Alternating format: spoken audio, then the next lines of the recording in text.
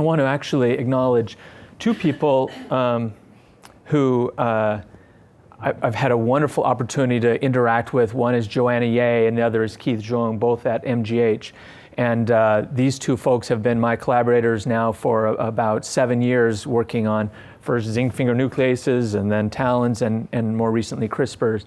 And they've just done some wonderful work. I wish they were here presenting for us. But in the zebrafish community, for example, the first use of CRISPRs in zebrafish, and actually just this week in Nature, a paper describing an approach to changing the PAM specificities of Cas9.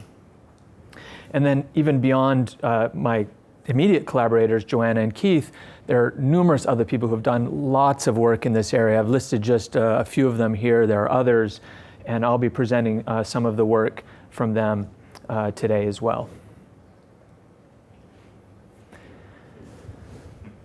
So just to give you a little outline of what I'm planning to talk about today, sometimes you just need editing. I'm going to try and accomplish three things. First of all, I want to talk to you about why a CRISPR aficionado should care about zebrafish. I know you're all here because you care about CRISPRs, probably not because you care about zebrafish, but I want to tell you why there's a really special opportunity when you combine zebrafish and CRISPRs. And then I'll talk about some unique applications of CRISPR technology in zebrafish that enable you to do some things that would be harder with other systems. And then I'll get to some specifics about working with CRISPRs in zebrafish and talk about some of the exact techniques that are being developed right now. So first, a little bit about why zebrafish. Well, zebrafish are vertebrates, and they have a genome that's much like ours. In fact, more than 70% of all human genes and 82% of all disease-associated genes from humans have an ortholog in zebrafish. The genome has been well sequenced and annotated. In fact, it's among only really 3 well-annotated vertebrate genomes that are out there, including humans and mouse. And so once you have a gene of interest, it's generally quite easy to find an ortholog that you can study in zebrafish. And because they're vertebrates, they have a lot of similarities to us, even at the anatomical level. So they have hearts and livers and kidneys and brains and intestines, and there are a few organs that you have that they don't, but not many. And so this enables you to study all kinds of biological processes that might be harder to study in a cell or in a different organism, non-vertebrate organism. Another thing that has really made zebrafish popular is that they essentially enable you to do in vivo biology at the scale and cost of in vitro systems. And so I've tried to represent that here with a few photos. Here's a typical zebrafish facility. And in a room like this, you can house tens of thousands of adult zebrafish in really high density, low cost. And they're very prolific. Each female can lay about 200 eggs at a time. So we routinely generate 40, 50,000 zebrafish a day. And because they're so small, they fit nicely into high throughput screening plates. This is a single well from a 384 well screening plate. And so my lab does a lot of small molecule screens. So this scale, this small size is really useful for us. They're also wonderfully rapid in their development, not nearly as much as the Drosophila and worms that we've heard about this morning. But normally we inject these guys at a 1-cell stage, and within about 18 hours you can get to what's recognizable as a complex embryo here. And they're also transparent, so even a few days later when they're a free-swimming, behaving organism, you can just with microscopy look in and see what individual cells are doing. Here we're looking into the retina of the zebrafish, and we're looking at a single cell that started to die, and so it's turned on this fluorescent apoptosis marker, and you can actually see that this dying cell is getting itself out of the retina so that it won't interfere. And so this transparency is wonderful. Now, one thing that in my lab we've become interested in is behavior. And it's remarkable how many different kinds of behaviors zebrafish possess. Everything from simple stimulus response behaviors like startle responses to more complex things like sleep, learning, fear, aggression, addiction, all can be modeled in these early life stages of zebrafish. And importantly, many of these behaviors can be assayed in high throughput, multi-well format. So just to give you a sense of that, I'll show you a video that was produced by David Coquel, who was in my lab a few years ago and is now at UC San Francisco, but this will just show you. This is a standard size 96 well plate, and have about 10 animals in each well. They're free swimming. And when I start the video, you'll see when the stimulus is turned on and when it's turned off. And so you should be able to see a response to the stimulus that's turned on here. So here comes the stimulus. And hopefully you can see that they have a very strong behavioral response. And when you turn the stimulus off, they go back to their normal swimming behavior. And when the stimulus turns on again, then they respond again.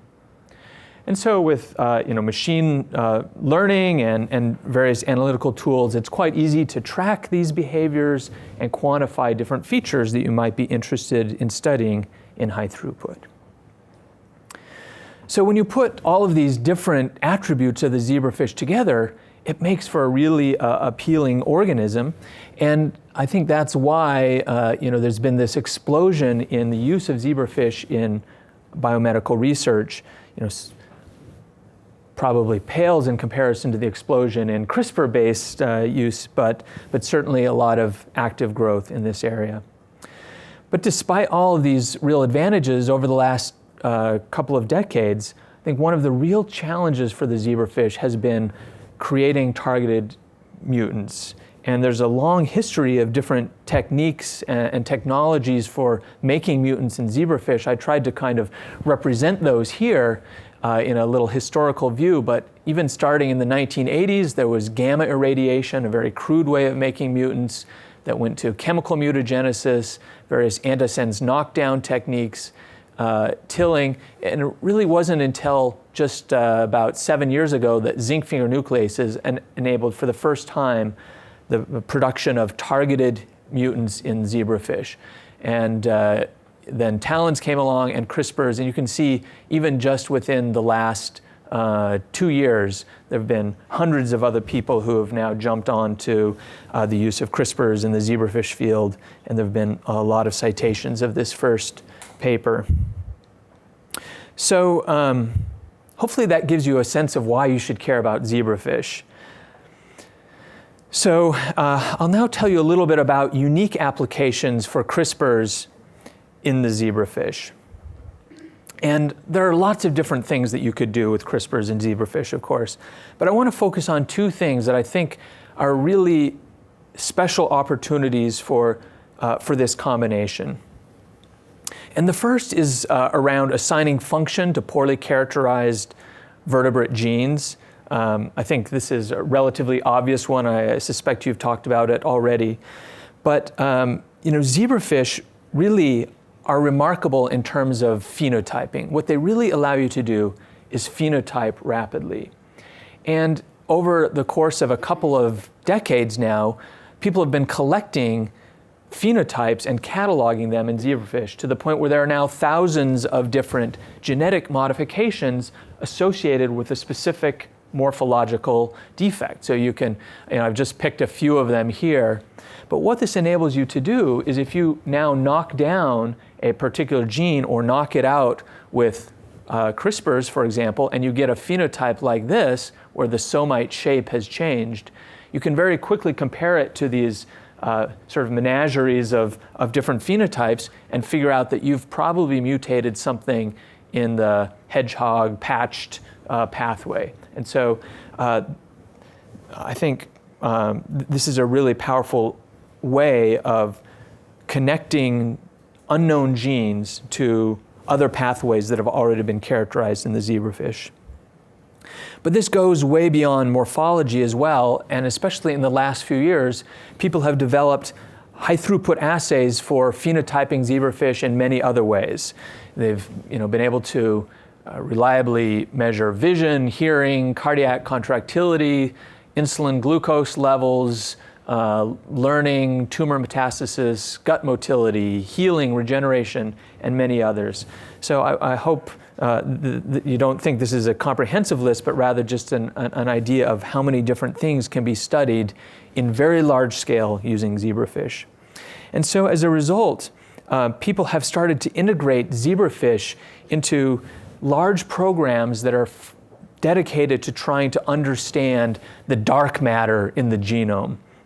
And I've highlighted just 2 NIH-funded programs here. One is called Illuminating the Druggable Genome, which is a program that looks at several hundred genes that are called dark matter, sort of mysterious function in the genome, but are believed to be potentially good drug targets. And so the zebrafish are playing an important role in assigning functions to those genes in a very systematic way. And then there's a sort of parallel program at the NIH called the Undiagnosed Disease Network. And this is a really interesting program where patients are coming in with rare, poorly defined diseases. They're having their genome sequenced and identifying lots of different genetic mutations in the genomes of these patients. And then zebrafish are being used among other models to try and assign functions to those different mutations and identify which of the mutations is causative in the disease. And so, I think there are many other ways you can imagine using zebrafish for assigning function, but these are 2 examples that I think are important. So another way in which I think zebrafish and CRISPR-Cas can form a really fruitful marriage is around creating disease models for high-throughput drug screens. This is something that I'm personally very interested in, so forgive me for going on a little tangent about it here. But we've been interested over the last decade or so in the idea that zebrafish could be a nice platform for in vivo small molecule discovery. And the basic idea is that you can take adult zebrafish, which are about an inch long, mate them to produce those tens of thousands of eggs, array them into 96 well plates, and then take large libraries of chemical compounds, put an individual compound in each well, and simply look for the phenotype that you're interested in, with the hope that that will lead you to new compounds that have interesting in vivo biological activities. Then enter CRISPR-Cas. I think suddenly we have a really powerful way of developing not just wild-type fish, but generating disease models that can then become the substrates for those high-throughput screens, looking for compounds that can suppress the disease phenotype with obvious potential benefits for understanding the disease and for treating it. And so I'm going to give you just 2 very brief vignettes about how we've tried to use this approach in our lab. I should say that these started more than 2 years ago, so we actually use different genome modifying techniques to generate these disease models, but I think it will be illustrative of what you can do now much more easily with CRISPR-Cas. So the first mutant to tell you about is a mutant called gridlock. And what I'm showing you here are wild type and gridlock mutant zebrafish. These are about 2 or 3 days old. And what has been done here is that the heart has been injected with fluorescent spheres so you can see which tissues are being perfused with blood. So here's the head up here, the heart here, and you can see the trunk and tail, and there's vasculature running through all of these parts of the body. In the gridlock mutants, you can see that there's circulation up here in the head, but there's a severe aortic defect that's preventing circulation to the trunk and tail. It's actually similar to a human condition called coarctation of the aorta. And so a couple of people in my lab several years ago set up a screen where they took the mutant zebrafish, they mated them, generated tens of thousands of mutant animals, arrayed them into 96 well plate, and then took 7,000 small molecules, put an individual compound into each well, and then simply incubated them for 2 days, looked at them visually to see if any of them had blood flowing to their tails or not. And they were able to find a couple of compounds that could completely rescue this genetic defect. So here's a genetic mutant, no circulation to the trunk or tail. This is also a genetic mutant, but one that's been treated with one of these molecules, and you've restored the vasculature. Turns out that these compounds work by activating some vascular growth factor pathways. And so we wanted to see whether they would have some benefit in mice as well. Excuse me. And so this is a mouse experiment where basically what you do is you go in and surgically you tie off one of the femoral arteries to one hind limb. So that severely limits circulation to one of the hind limbs. And you can see that after the surgery, if you look at blue, you get a dramatic reduction in blood flow, and that partially recovers over about 2 weeks. But when these animals are treated with this compound that came out of the zebrafish screen, they can recover much more rapidly and completely. The second little example to show has to do with leukemia. These blood cells here are from a human with a form of leukemia called acute myeloid leukemia. And these leukemias are often caused by a genetic rearrangement called AML1-ETO. And so we were able to recreate that human translocation in zebrafish here, and the animals who express that AML-ETO transgene then go on to develop a big clump of cells right here.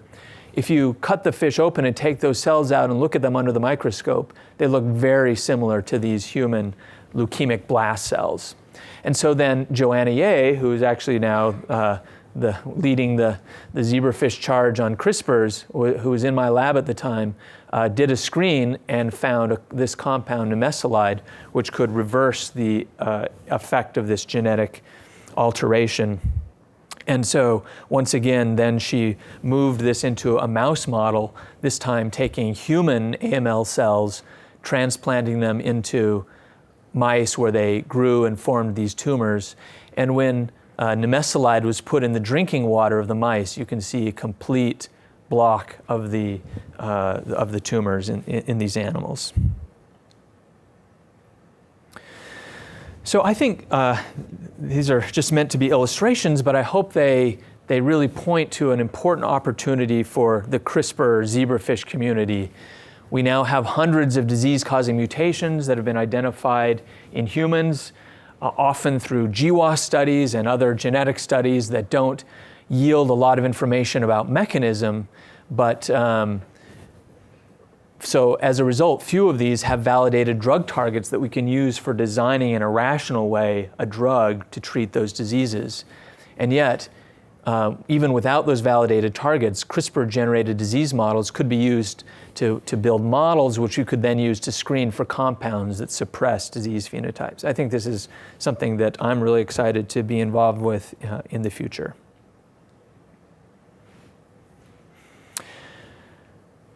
Okay, so I'd like to move on to the last section of my talk now, which is really talking about specific techniques for working with CRISPRs in zebrafish. If you were interested in getting involved with zebrafish, what would you need? Well, I think it's actually not a whole lot. What you would need is a dissecting microscope with a micromanipulator and a nano injector. That's, other than having zebrafish, that's really the only specialized equipment you need for working with zebrafish.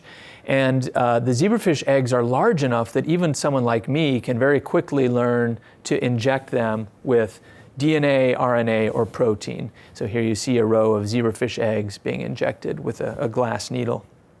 When we first started trying to get CRISPR-Cas system to work in zebrafish, we took a sort of conventional approach where we created plasmids that could express Cas9 or guide RNA from different plasmids. And these plasmids are freely available through AdGene if anyone is interested in trying this approach.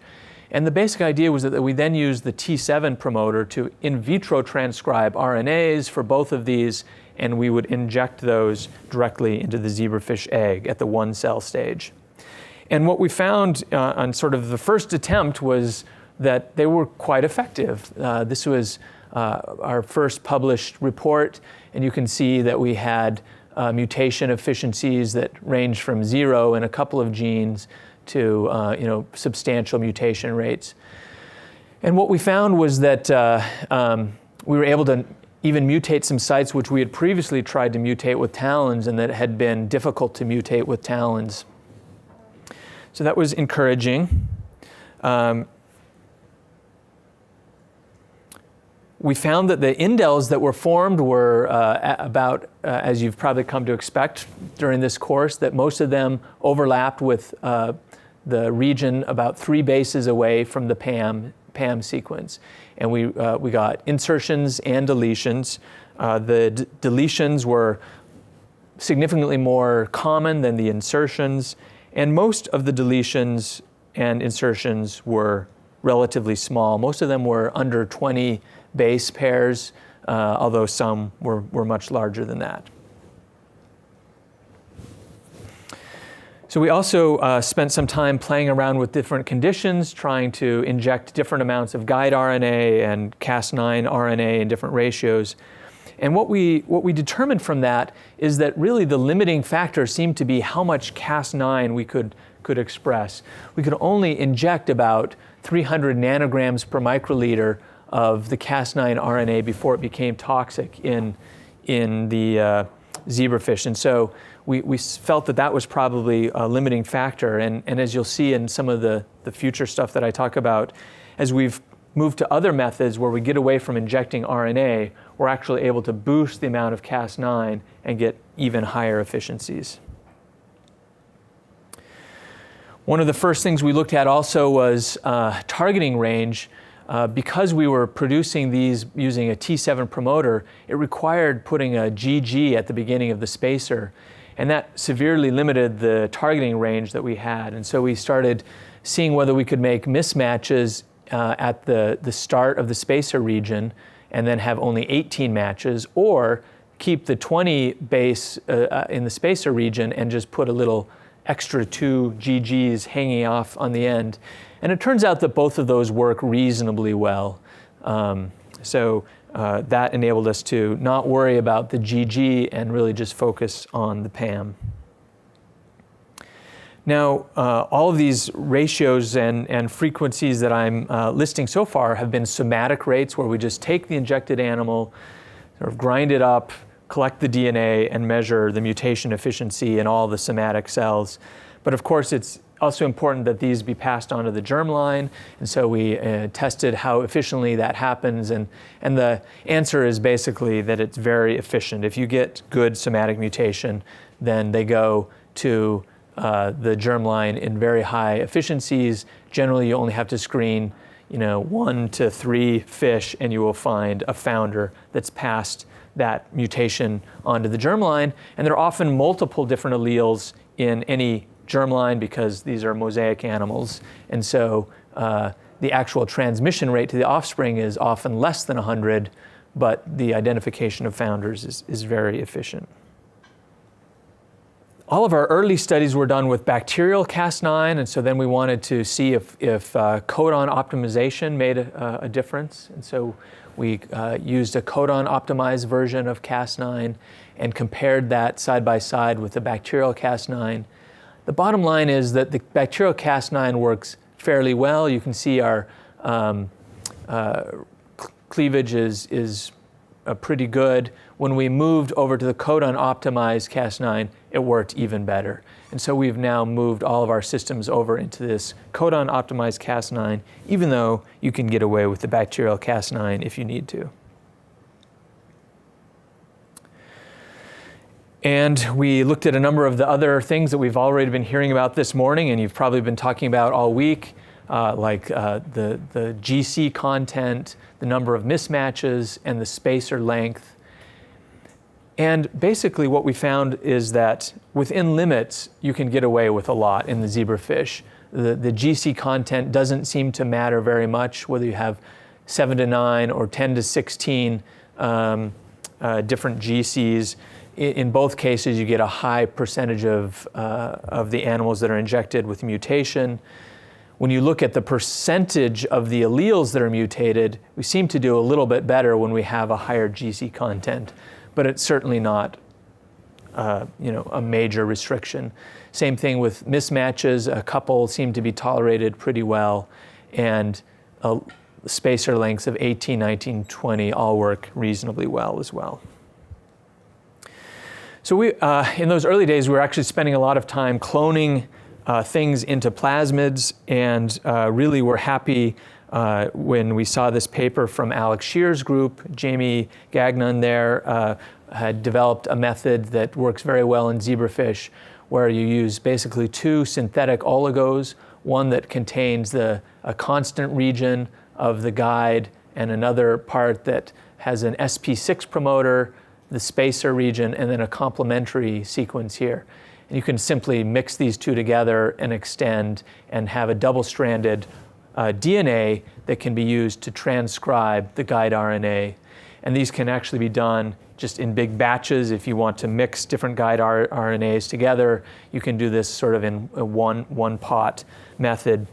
And so what that enables us to do now is actually target dozens or hundreds of different genes by injecting them, and you can even multiplex the sequencing with different barcoding strategies so that you can now make lots and lots of different mutants in zebrafish, all in parallel, all without cloning, and with relatively low sequencing costs. One thing that we've taken to doing is a method that we call shot gutting. Other people are doing this as well and calling it blanketing. But the idea is to pick an exon and not just make one guide RNA targeting that, but to make multiple, and then in a big pool, make those cloning-free guide RNAs and then inject them as a pool into the zebrafish. And this enables you to get very high efficiencies where you're mutating greater than 80% of all the alleles in any particular fish. Actually, since then, we've also switched over to using protein instead of RNA, and this enables us to get even higher efficiencies, now approaching 100% mutation rate. So that allows you to knock out every copy of the gene in the animal.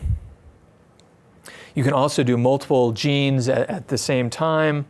If you want to make, mutate two homologs of a gene or make double mutants, that works very well as well. And so what this enables you to do, instead of the way that we used to do it, where we'd make a very inefficient mutation, screen through many fish to try and find a founder, outcross that founder, and then do a 3-generation in-crossing scheme to get homozygotes, now we can just inject a group of guide RNAs that 4 or 5 of them target the same gene, knock it out almost uniformly across the whole animal, and we have effectively a homozygous mutant in the first generation.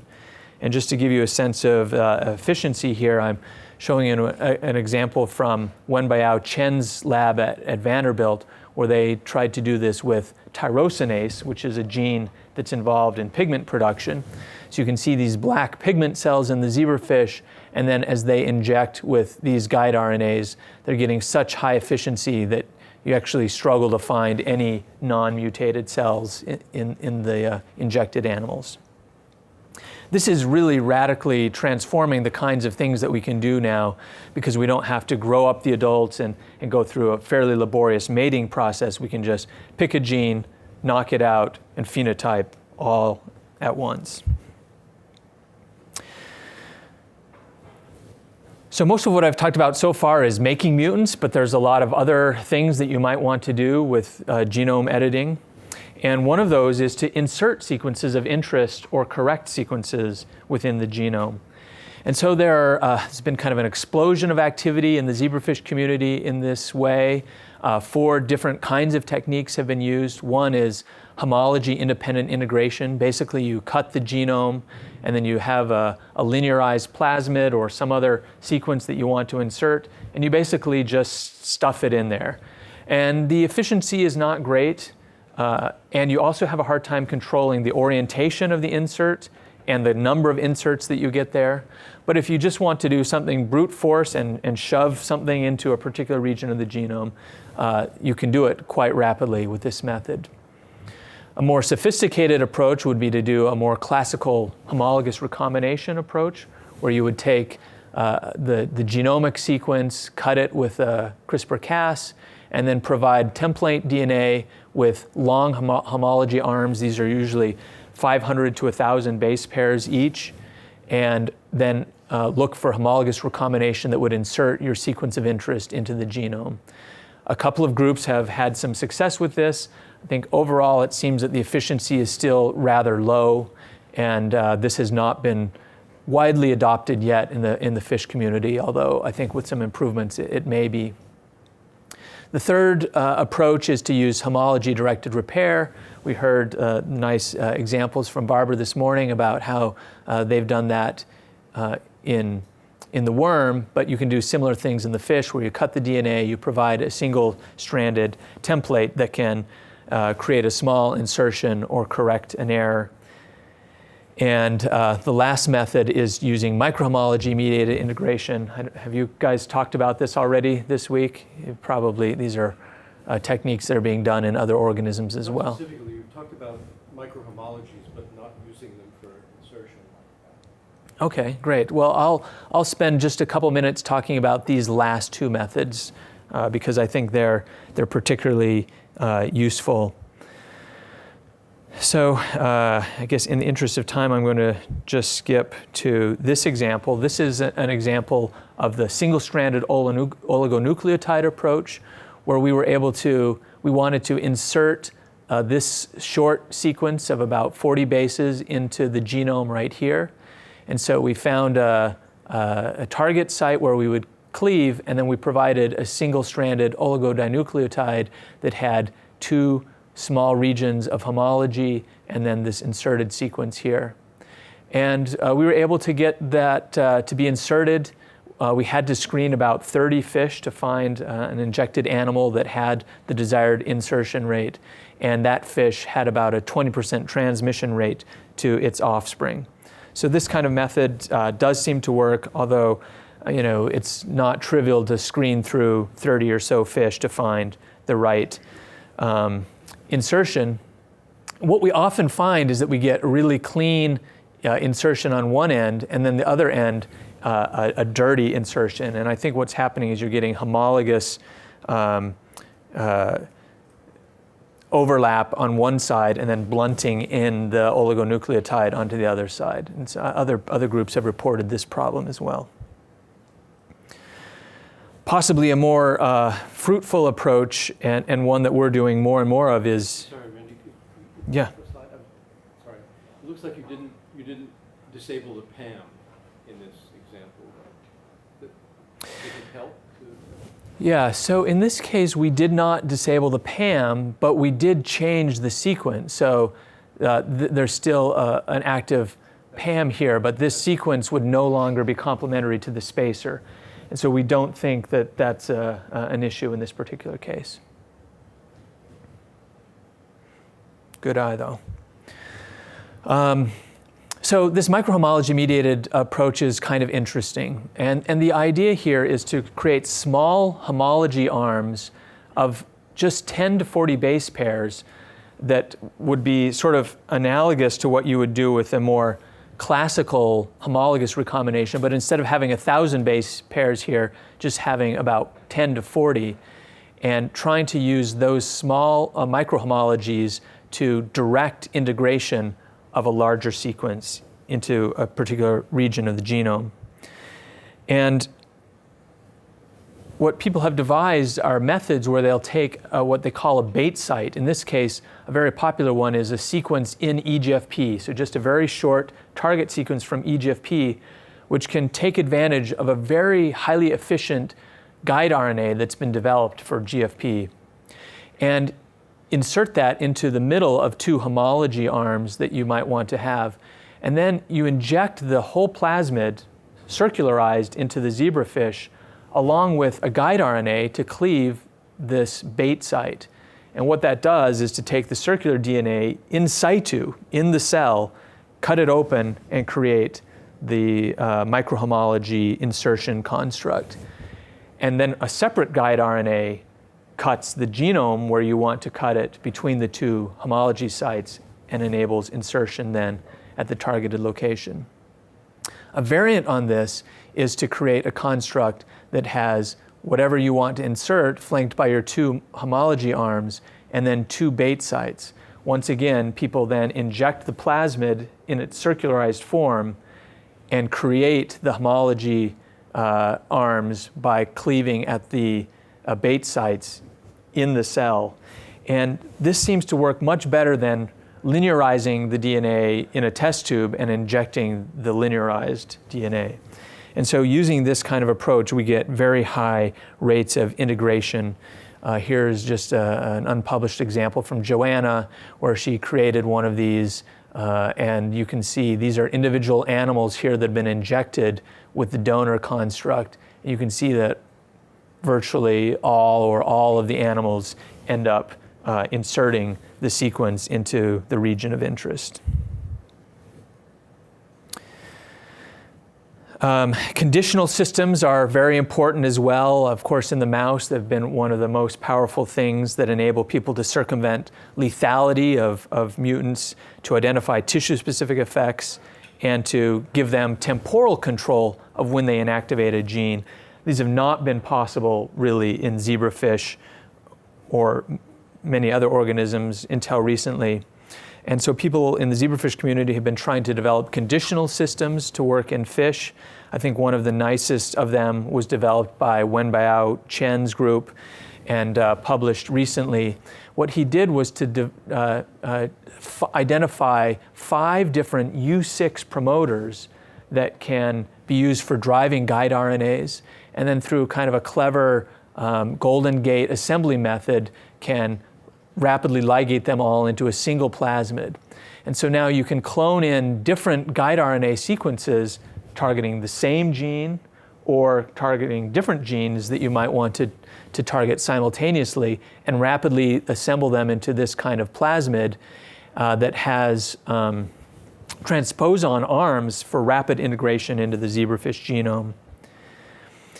And where that becomes particularly powerful then is when you combine it with transgenic lines that have tissue-specific promoters driving Cas9 expression. So then you can just take the line that you generate with your U6 drivers and you can mate it with a particular tissue-specific driver of Cas9 and then create tissue-specific knockout of the gene or genes that you're interested in. And just 1 or 2 examples here should illustrate that.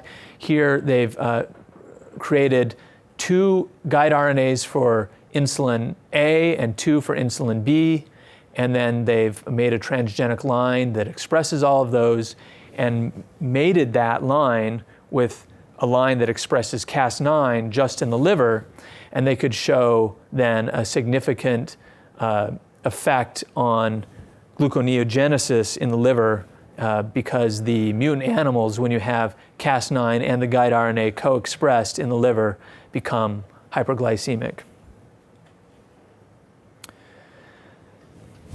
And then they also have temporal control using a heat shock promoter. So now you can make a line where you induce the Cas9 just by heat shocking the animals. And here what they're targeting is a pigmentation gene.